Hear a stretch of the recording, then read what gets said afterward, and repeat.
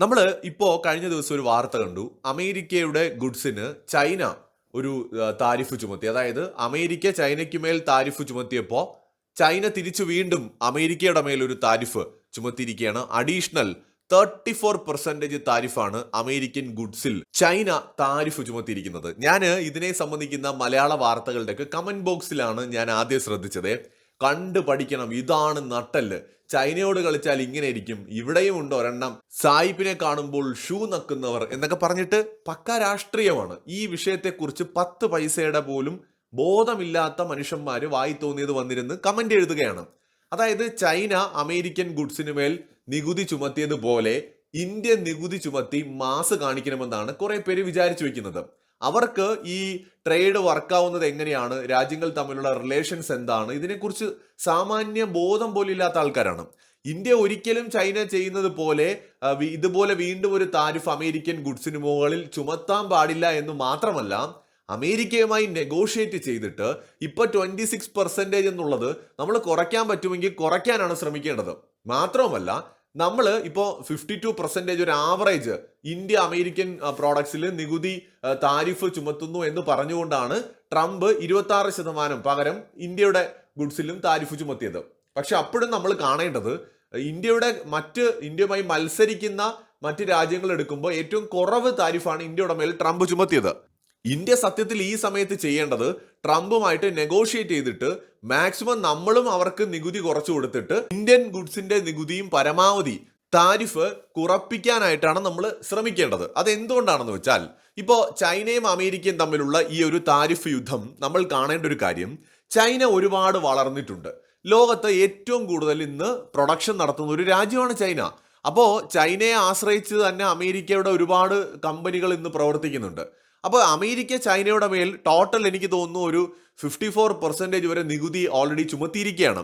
അപ്പോൾ അമേരിക്ക എന്തിന് നികുതി ചുമത്തിയെന്ന് ചോദിച്ചാൽ, ചൈന അതിനേക്കാൾ വലിയ നികുതി അമേരിക്കയുടെ മേൽ ചുമത്തിയത് കൊണ്ടാണ് അമേരിക്ക നികുതി ചുമത്തിയത്. ഇപ്പൊ നമ്മൾ വെറുതെ ഇരുന്ന ഇന്ത്യയുടെ മുകളിലല്ല ട്രംപ് വന്നിട്ട് നികുതി ചുമത്തിയത്. അമേരിക്കയിൽ നിന്ന് ഒരു സാധനം ഇന്ത്യയിലേക്ക് ഇറക്കുമതി ചെയ്യണമെങ്കിൽ ഒരു ആവറേജ് 50% മുകളിൽ നികുതി വരുന്നു എന്നാണ് ട്രംപ് പറയുന്നത്. എന്ന് വെച്ചാൽ അമേരിക്കയിലെ ഒരു ഉദാഹരണത്തിന്, അമേരിക്കയിലെ 100 രൂപയുടെ ഒരു സാധനം ഇന്ത്യയിലേക്ക് വരുമ്പോൾ 152 രൂപ ആവറേജ് ആവുന്നുണ്ട്. എന്ന് വെച്ചാൽ ചിലതിൽ അത് 120 ആയിരിക്കാം, ചിലതിൽ അത് 200 ആയിരിക്കാം. എന്ന് വെച്ചാൽ ചില പ്രോഡക്റ്റുകൾക്ക് ഇന്ത്യ 50% താരിഫ് ഏർപ്പെടുത്തുന്നു, ചില പ്രോഡക്റ്റുകൾക്ക് ഇന്ത്യ 10-20% ആയിരിക്കും, ചില പ്രോഡക്റ്റുകൾക്ക് ഇന്ത്യ ചിലപ്പോൾ 100-110% താരിഫ് ഏർപ്പെടുത്തുന്നുണ്ട്. അപ്പൊ ഇങ്ങനെ ഇന്ത്യ ഒരുപാട് താരിഫ് ചുമത്തുമ്പോൾ ഞങ്ങളും തിരിച്ചു ചുമത്തും എന്നുള്ളതാണ് ട്രംപിന്റെ പോയിന്റ്. അത് ഇന്ത്യയുടെ കാര്യത്തിൽ മാത്രമല്ല, ഏതൊക്കെ രാജ്യങ്ങൾ അമേരിക്കയുടെ മേൽ താരിഫ് ചുമത്തുന്നോ ആ രാജ്യങ്ങളുടെ എല്ലാം മുകളിൽ അമേരിക്കയും താരിഫ് ചുമത്തും. അപ്പൊ ഇന്ത്യ ടോട്ടൽ ഒരുപാട് പ്രോഡക്റ്റുകൾക്ക് നികുതി ചുമത്തുന്നതിനെ അവർ കണക്കെടുത്തിട്ട് ഒരു ആവറേജ് ഇന്ത്യ 52% നികുതിയാണ് ചുമത്തുന്നത് എന്ന് അമേരിക്ക അങ്ങ് തീരുമാനിക്കുന്നു. എന്നിട്ട് നമ്മുടെ പ്രോഡക്റ്റുകൾക്ക് അവർ 26% നികുതി ചുമത്തുന്നു. ഇതേ ലോജിക്ക് വെച്ചിട്ട് ചൈനയുടെ മേൽ അവർ 34% ആണ് ഇപ്പോൾ ലേറ്റസ്റ്റ് ആയിട്ട് അവർ നൽകിയിട്ടുള്ള അധിക നികുതി എന്ന് പറയുന്നത്. അതിന് മുമ്പ് ഒരു 20% കൂടെ ചൈനീസ് ഗുഡ്സിന് അവർ നികുതി ചുമത്തിയിരുന്നു. അപ്പൊ എല്ലാം കൂടെ ഒരു 54% ടോട്ടൽ വരുന്നുണ്ട്. ഇങ്ങനെ ഒരു സാഹചര്യത്തിലാണ് ചൈന ഇപ്പോൾ അമേരിക്കൻ ഗുഡ്സിന് മുകളിൽ 34% വീണ്ടും നികുതി ചുമത്തിയിരിക്കുന്നത്. ഇതിനകത്ത് മാസമായിട്ട് യാതൊന്നും ചൈന ചെയ്തിട്ടില്ലെന്ന് മാത്രമല്ല, ചൈനയും US തമ്മിലുള്ള റിലേഷൻ വീണ്ടും വീണ്ടും വഷളാകുന്നതിന്റെ സൂചന മാത്രമാണിത്. അതായത് ട്രംപ് ഇതിനെക്കുറിച്ച് പിന്നീട് പ്രതികരിച്ചത്, ചൈന പ്ലേഡ് ഇറ്റ് റോങ് എന്നാണ്. They panicked, the one thing they cannot afford to do എന്നൊക്കെ പറഞ്ഞുകൊണ്ട് ഒരു ട്വീറ്റൊക്കെ അദ്ദേഹം ചെയ്തിട്ടുണ്ട്. അപ്പോൾ ഇവിടെ അമേരിക്ക ചൈന റിലേഷൻ മോശമാകുമ്പോൾ ഇന്ത്യ എന്താണ് ചെയ്യേണ്ടത്? ചൈനയെ പോലെ പോയി മാസ് കാണിക്കണോ, അത് ഉപയോഗപ്പെടുത്തണോ? ഈ ചൈനയുടെ ചരിത്രം ഈ കമന്റ് എഴുതുന്ന ആർക്കും അറിയില്ല. ഒന്നാമത് ഇവരുടെ വിചാരം എന്ന് പറയുന്നത് ചൈന അങ്ങ് ഒരു ദിവസം കൊണ്ട് അങ്ങ് വളർന്നങ്ങ് പടർന്ന് പന്തലിച്ച് ഇതുപോലെ ആയെന്നാണ്. കഴിഞ്ഞ നൂറ്റാണ്ടിൽ നടന്ന ശീതയുദ്ധ കാലത്ത് അമേരിക്കയുടെ കൂടെ നിന്ന് നേടിയെടുത്തതാണ് ഇന്നത്തെ ചൈനയുടെ എക്കണോമിക് സ്ട്രെങ്ത് എന്ന് പറയുന്നത്. അതായത് സോവിയറ്റ് യൂണിയനും അമേരിക്കയും തമ്മിലുണ്ടായിരുന്ന യുദ്ധം, അല്ലെങ്കിൽ ശീതയുദ്ധം എന്ന് വിളിക്കുന്ന ആ ഒരു മത്സര സമയത്ത് സോവിയറ്റ് യൂണിയനെ നൈസായിട്ട് കാലുവാരി, പച്ചയ്ക്ക് പറഞ്ഞാൽ ചതിച്ചിട്ട് ചൈന അമേരിക്കൻ ചേരിയിലേക്ക് പോകുന്നു. കഴിഞ്ഞ നൂറ്റാണ്ടിൽ എന്ന് പറയുമ്പോൾ 70കളിലും 80കളിലും ഒക്കെ നടന്ന കാര്യമാണ്. 80ലും 90ലും ഒക്കെ അമേരിക്കയുടെ കൂടെ നിന്ന് അമേരിക്കയ്ക്കെതിരെ യാതൊന്നും പറയുകയോ പ്രവർത്തിക്കുകയോ ചെയ്യാതെ അമേരിക്ക പറയുന്നതൊക്കെ അനുസരിച്ച് റഷ്യക്കെതിരെ അല്ലെങ്കിൽ സോവിയറ്റിനെതിരെ പലപ്പോഴും നിലപാടുകൾ എടുത്ത് ചൈന എന്ത് ചെയ്തു? അവരുടെ എക്കണോമിയെ ശക്തിപ്പെടുത്തി. അങ്ങനെ ഒരു 5-6 പതിറ്റാണ്ടുകൾ കൊണ്ട് ഇന്നിപ്പോൾ നമ്മൾ കാണുന്ന വലിയ പവറായ ചൈന ഒരു ദിവസമോ 2 ദിവസമോ 10 വർഷമോ കൊണ്ടുമല്ല, പല പതിറ്റാണ്ടുകൾ കൊണ്ടാണ് ഈ നിലയിലേക്ക് എത്തിയത്. അമേരിക്കയുടെയും യൂറോപ്പിന്റെയും സഹായത്തോടെ തന്നെ അവിടെ നിന്നുള്ള ഇൻവെസ്റ്റ്മെന്റ് ചൈനയിലേക്ക് വന്നതുകൊണ്ടാണ് ചൈന ഇങ്ങനെ വളർന്നത്. അല്ലെങ്കിൽ കമ്മ്യൂണിസമാണ് ചൈനയെ ഇങ്ങനെ ശക്തമാക്കി മാറ്റിയതെങ്കിൽ ക്യൂബ എന്തുകൊണ്ട് ഇങ്ങനെ ആവുന്നില്ല? ഉത്തര കൊറിയ എന്തുകൊണ്ട് ഇങ്ങനെ ആവുന്നില്ല? അല്ലെങ്കിൽ മറ്റ് കമ്മ്യൂണിസ്റ്റ് രാജ്യങ്ങൾ എന്തുകൊണ്ട് ചൈനയെ പോലെ വളരുന്നില്ല? അപ്പൊ ചൈന US-ന്റെയും യൂറോപ്പിന്റെയും ഒപ്പം നിന്ന് അവിടെ നിന്ന് ബെനിഫിറ്റ് നേടി വളർന്ന ഒരു രാജ്യമാണ്.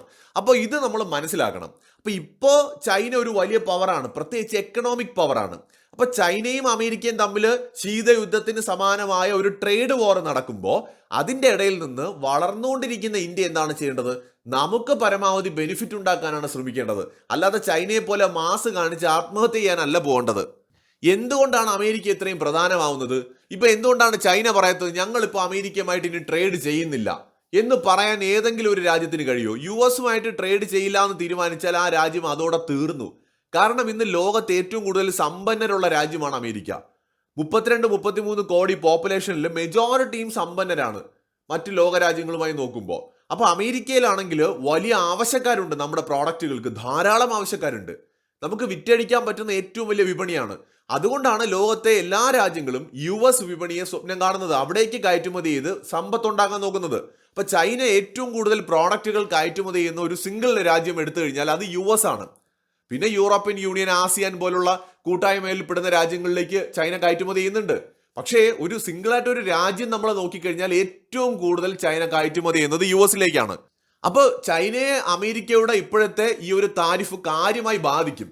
വേറെ ഒരു വഴിയുമില്ല. അപ്പോൾ പിന്നെ മാസ് കാണിക്കല്ലാതെ വേറെ വഴിയില്ലെന്ന് മനസ്സിലാക്കിയിട്ടാണ് US ഗുഡ്സിന് മുകളിലും ചൈന ഇപ്പോൾ നികുതി ചുമത്തിയിരിക്കുന്നത്.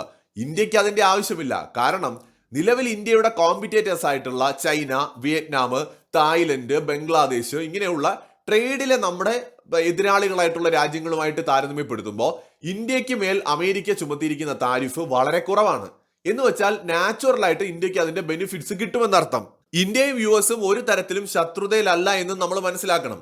ചൈനയും ഇന്ത്യയും പോലൊരു റിലേഷൻ അല്ല ഇന്ത്യയും US-ഉം തമ്മിൽ, വളരെ നല്ല ടേംസിലാണ്. അപ്പൊ നമുക്കിവിടെ ഡിപ്ലോമാറ്റിക് ചാനൽസിലൂടെ, നമുക്കിവിടെ സംസാരത്തിലൂടെ, ചർച്ചകളിലൂടെ പരിഹരിക്കാവുന്ന ഒരു പ്രശ്നമേ ഉള്ളൂ.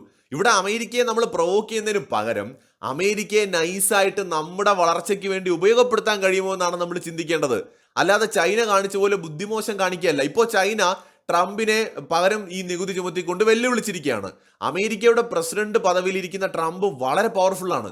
ലോകത്തെ ഏറ്റവും പവർഫുൾ ആയിട്ടുള്ള വ്യക്തി ആരാണെന്ന് ചോദിച്ചാൽ US പ്രസിഡന്റ് ആണ്.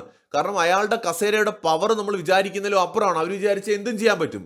കാരണം അവരുടെ എക്കണോമിക് സ്ട്രെങ്ത്, പൈസയാണ് അവരുടെ പ്രധാന ശക്തി എന്ന് പറയുന്നത്, ആയുധങ്ങളെക്കാൾ കൂടുതൽ. അപ്പൊ നമ്മളിവിടെ എന്താണ് ചെയ്യേണ്ടത്? US-ഉമായിട്ട് ചർച്ച ചെയ്ത് ഒരു വ്യാപാര കരാറിലേക്ക് കാര്യങ്ങൾ എത്തണം, ഒരു ഫ്രീ ട്രേഡ് എഗ്രിമെന്റിലേക്ക് കാര്യങ്ങൾ എത്തണം. അതാണ് ഇപ്പോൾ ഇന്ത്യ ശ്രമിച്ചുകൊണ്ടിരിക്കുന്നത്. US ഇന്ത്യയുമായിട്ട് അക്കാര്യത്തിൽ നിരന്തരം ചർച്ച നടത്തുന്നുണ്ട്. അപ്പൊ അഭിപ്രായ വ്യത്യാസങ്ങളുണ്ട്, ഒരുപാട് കാര്യങ്ങൾ ഡീപ്പായിട്ട് മനസ്സിലാക്കേണ്ടതായിട്ടുണ്ട്. ഇന്ത്യ ഈ 26% എങ്ങനെയെങ്കിലും കുറച്ച് നമ്മൾ ഈ ചൈനയും അമേരിക്കയും തമ്മിലുള്ള മത്സരത്തിന്റെ ഇടയിൽ നിന്ന് എങ്ങനെ ബെനിഫിറ്റ് ഉണ്ടാക്കാം, എങ്ങനെ സോവിയറ്റ് യൂണിയനെയും അമേരിക്കയും അടിക്കുന്ന സമയത്ത് അതിന്റെ ഇടയിൽ കൂടെ ചൈന വളർന്നങ്ങ് വന്നോ അതേ രീതിയിൽ ചൈനയും അമേരിക്കയും കൂടെ ഫൈറ്റ് ചെയ്യുന്ന സമയത്ത് ഇന്ത്യക്ക് വളർന്നു വരാൻ കഴിയും എന്നൊരു സാഹചര്യമാണ് ഇപ്പോഴുള്ളത്. അത് പ്രയോജനപ്പെടുത്തുകയാണ് നമ്മൾ ചെയ്യേണ്ടത്.